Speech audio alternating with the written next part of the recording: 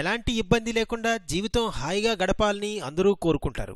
ఉరుకులు పరుగుల జీవితంలో ఏదో పొందాలనే ఆరాటం. కానీ అందరూ సంతోషంగా ఉంటున్నారా అంటే దీనికి ఖచ్చితమైన సమాధానం రాదు.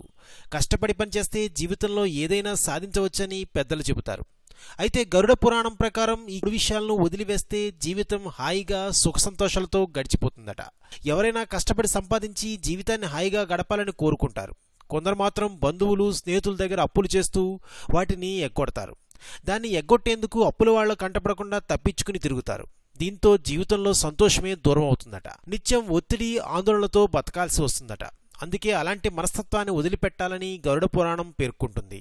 స్త్రీలను గౌరవించిన పురుషులు కూడా సంతోషంగా ఉండలేరట. అలాంటి వారు ఎవరితోనూ సరైన సంబంధాలు కొనసాగించలేరట. స్త్రీలను అవమానించేవారు జీవితంలో పైకి రాలేరట. సమాజంలో గౌరవం తగ్గిపోతుందట. ఎవరైతే స్త్రీలను గౌరవిస్తారో అలాంటి వారికే సమాజంలో గౌరవం దక్కుతుందని, సంతోషంగా ఉంటారని గరుడ పురాణం చెబుతుంది. సప్త వ్యసనాల్లో ఒకటి జూదం. జూదానికి అలవాటు పడిన వారి జీవితం నరకప్రాయంగా మారుతుంది.